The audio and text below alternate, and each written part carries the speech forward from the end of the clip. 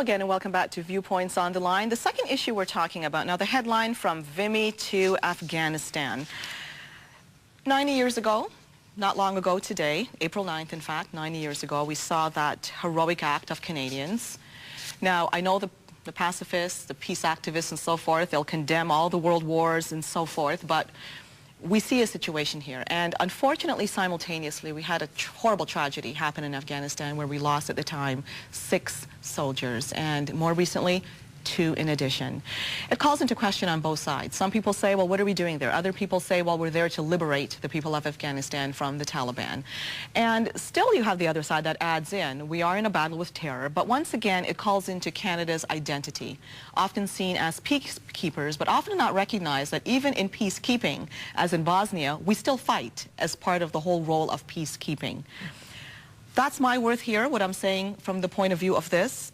My basic question here when you look at this, there are arguments on both sides when it comes to who are we as Canadians when it comes to our image before the world, what are we trying to achieve here, and is it worth it? I mean, those are the big arguments here, and I'm going to start with you this time on this one. Yeah, I think it is. I think it is worth it if the purpose of being in another country is to defend Canada from aggressors, then it's worth it. I'm not a big subscriber or supporter of the idea that American or Canadian soldiers should be in another country to give them, purportedly to give them democracy. It doesn't work that way. You can give people elections, but elections don't a democracy make. And so, so if you're over there to annihilate the enemy, I say go for it. Do you think Canada being in Afghanistan is protecting Canadians somehow?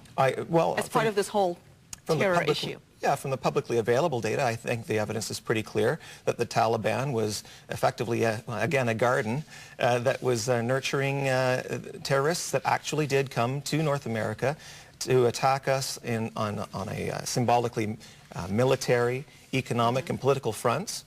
By bombing the associated buildings, and that was a message that they hate Western values of freedom, and Western values of freedom, that's my Canada. So I'm quite happy that Canada's over there making sure that they can't breed more terrorists. What about you, John? Well, I don't think there is a debate. First of all, the whole peacekeeping myth is a myth. It's a misnomer. But it has a lot of a following here. And it shouldn't. It's from people who know nothing about what our military has been doing permanently for 100 years. I mean, and besides, the day of the Blue Beret peacekeeping mission is over. That concept is dead. But we do have an older military tradition which ties back to World War I.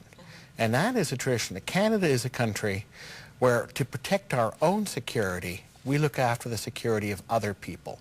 To protect Canada, we were in Europe and Asia in World War I and World War II. That's right, to prevent a cancer from spreading. Yeah, and that's what we do, and we do it very well. We are in Afghanistan to protect ourselves. Incidentally, we're also trying to give the Afghan people a hand up, and they desperately need one. But it's not out of sheer selfless altruism. It's in our own best interest, and that's why we're there. It's the active front in the jihadist global war, because make no mistake, we're in another world war right now. But the whole idea of sort of this interferes with our tradition of peacekeeping, phooey. Peacekeeping was never what so many of its supposed defenders imagine it to be. In fact, almost all of our peacekeeping missions involved combat. Yes, and this, again, is the area I want to emphasize, because a lot of people will find it surprising that, yes, we were in Bosnia, and I'm just highlighting that as an example, keeping peace, but we were on the ground doing battle.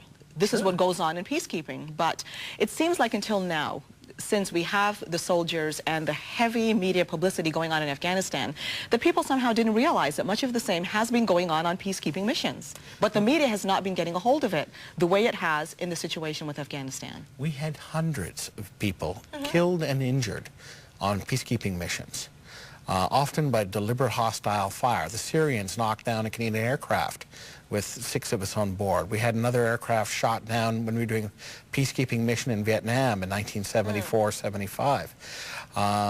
We had 130 people killed and injured in the former Yugoslavia.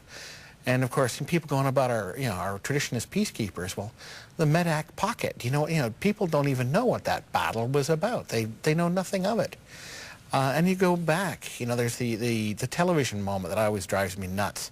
One of the heritage moments of Cyprus in 1964.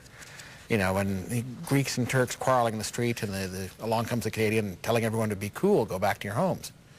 Actually, that 64 involved combat. I know that one case where basically a number of Greek Cypriot soldiers were shot to death to stop them from shooting anti-tank rockets at our supply trucks. Yeah. Now, yes, go ahead. Well, Paul. I think violence is a phony issue. I mean, violence and peace are not the criteria for action and inaction. You can have violence that achieves a just result and that's designed to achieve a just result. For example, whenever a police officer is forced by situations to pull the gun to kill the guy who's otherwise going to kill somebody, we don't say poo-poo bad violence. We say congratulations, justice achieved. And that's what the purposes of the forces are abroad as well. People are wanting to use violence inappropriately, so we use violence appropriately. We use it defensively. They want to initiate violence against us. We say no, and we annihilate them. But there are those who, they don't understand the concept of what you're saying. In fact, they'll say, well, if it was your kid, you might feel different. I mean, we cannot minimize the deaths that we're seeing. No. We cannot minimize this, and I don't think that's your intention one bit. It's a sad, sad story. And when I heard about these 6 that were brought in, and they were taken along the 401 and the street, well, the highways, the areas were littered with people to pay tribute. Flags were up. I mean, it was heartbreaking listening to this, and we certainly don't want to minimize that. I mean, we look at even this case with Vimy Ridge here, where 3,500 Canadians were killed. I mean, it's a tragedy war, but then you also hear the other side that says, look, if you don't fight this, and I want to hear what you think about it here, you're going to end up with not only those deaths, but a war on your own soil, that you'll end up with those deaths, and in addition, thousands, hundreds of thousands more. Some people will say that's propaganda, but I want to hear what the two of you think about it. Sorry, John, do you mind if I jump in first? Yes, both of you go ahead. You know, death, we don't really per se remember death. Lots of people die every day. The reason that soldiers are especially remembered is because they fought for their own lives and for the lives of those they loved and cared about. They're heroes. And they fought so hard and so persistently, and they were so dedicated to their freedom and the preservation of life, that their death is proof of their dedication. That's why we value them. And also, they were successful. Let's not forget, they took what our other forces could not take at Vimy, and that's what I think we have to admire about the people who are dying in Afghanistan today. They are trying to achieve a just result. We don't value their deaths. We certainly honor them for having fought so hard to achieve life and to protect life, and that's what I honor and admire about them. And I don't think we should at all denigrate the dead. They were people who were most dedicated to freedom. Definitely. John, anything to say before we go for a break? I was in a military family. I had relatives die in World War I, World War II. Both my parents served. I had my brother and one of my brothers, my sisters, also served. I was in for 13 years. And when I was buying that lottery ticket for 13 years, my number never came up. Although I did notice people, even in peacetime, military personnel get killed and injured even in peacetime. It's a hazardous profession. And it's the constant risk of sacrifice all the time. And this is part of the job. Now, the thing is, as you were arguing, that it has to be effective. It has to mean something. In Afghanistan, it does. And it's a peculiar... the people who say, oh, we protect our soldiers, bring them home. Basically, what you're doing is then squandering what we've lost. The other side of it is that actually those who we've lost are an investment towards actually achieving a positive result. In this case, letting more children go to school, letting girls get educated, building roads so people can rebuild their lives. And the people of Afghanistan are actually applauding this tremendously. I interviewed somebody about this that's doing the groundwork there. And we saw at Vimy, the French turned out in record numbers, 90 years later, to say thank you. We'll be seeing the Afghans doing the same thing 90 years from now, if we stay and if we keep doing the job we're doing. Wow, well, you're certainly speaking from experience. We're going to go for a break now. When we come back, we'll be talking about the 3 lacrosse university players unjustly accused. We'll be talking about that case after the break. Stay tuned.